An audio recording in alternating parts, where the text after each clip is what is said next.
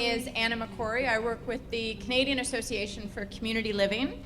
Would like to start by thanking our co-hosts this evening, the Alberta Association for Community Living and the What Sorts Network, without whom we would not have been able to pull this dialogue off this evening. So we really appreciate your partnership and your help in making this happen. Tonight is a public dialogue, and it's one of a series that's been going on across the country. The Canadian Association for Community Living is celebrating their 50th anniversary in November, and as part of our celebrations, we have developed a national public dialogue series, and we've been traveling across the country talking in similar formats around our CACL's 10 objectives, and our objectives are quite broad-ranging. They are things like inclusive education, employment, closing institutions. One of them is achieving equality, rights, and recognition. And for us, this issue is a really important rights and equality issue, and ensuring that there is genetic justice is a conference session that we're working on, and a new phrase that I quite like. And really just want to welcome and thank everyone for coming this evening.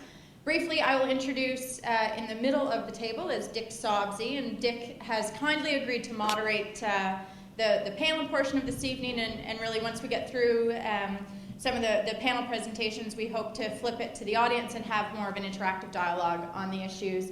So Dick will be our moderator for the evening, and I will turn it over to Bruce, and he will introduce the panelists. You want a little applause for Anna there? I'm Bruce Uditsky. I'm the CEO of the Alberta Association for Community Living, and just to add our pleasure to be co-hosting this with the What Sorts Network and the Canadian Association for Community Living. As an advocacy organization representing individuals with developmental disabilities and their families, we're deeply committed to addressing issues like eugenics, bioethics, medical ethics, and the things that relate to them that actually are threatening, if not actually harmful, the lives of people with developmental and other disabilities. So we're very pleased that CACL want to hold these public dialogues across the country. I'm only going to introduce some of the panelists because I haven't met yet Simo Vemas from Finland, although we're thrilled that he's here this evening to share some thoughts and observations with us, and I'll allow Dick to provide a more thorough introduction. But sitting to my right, or your left at the beginning of the table, is Wendy McDonald, who's the current president of the Alberta Association for Community Living and a parent of two sons, one of whom has developmental and other disabilities. Sam Salone. I should also mention that Wendy owns a company called Possibility Works, which provides human relations and professional development training. And Sam Salone, who's a parent as well, who'll speak to some of his family challenges around having a daughter with significant medical issues and needs, and is I'm not sure anybody wants to meet him at the moment because he's actually a stock investor. But maybe he does have some helpful advice. So there are other ethical issues for us to consider. That's not one of them tonight. And then on the other side of Dick is Colleen Campbell, who operates a day home and is a mom with disabilities, and will speak about her experiences with the child welfare system. And then Ann Houston, who is an associate professor at the University of Calgary and the director of the Community Rehabilitation and Disability Studies program in the Faculty of Medicine. We wanted to have a short panel presentation this evening in order to stimulate the dialogue, actually provide some food for thought and discussion, and we also wanted to stretch the agenda, actually.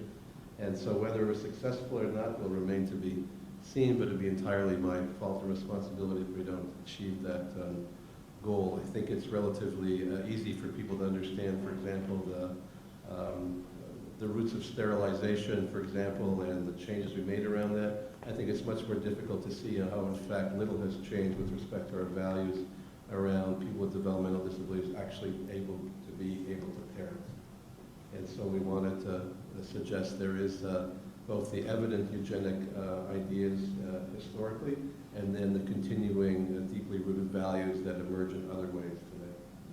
So without further ado, I'll allow Dick to proceed. Hi, everyone. I'm Dick Sobsey from the University of Alberta. I also want to take a minute to introduce Simo Vemas, from University of Jyväskylä in Finland. We're very fortunate to have Simo visiting with us this week. He's known in Finland as famous. Simo is at the University of Jyväskylä, and he's in the Department of Special Education, but his area is really around the philosophy of disability, and he's done a lot of interesting work on sort of conceptual ideas of how we think about disability. He just brought with him, this is almost by magic, he receives his newest book here in Edmonton on, yeah, which does have a wonderful cover, arguing about disability that he edited along with Tom Shakespeare and Christiana Christensen. We've asked him to join us tonight, and after other people speak briefly, he's just going to give us some thoughts and reactions. And most of what we want to do is we want to have some discussion tonight. And so each of the panel members will speak briefly, and then we'll open it up to some of the questions that Bruce has already alluded to.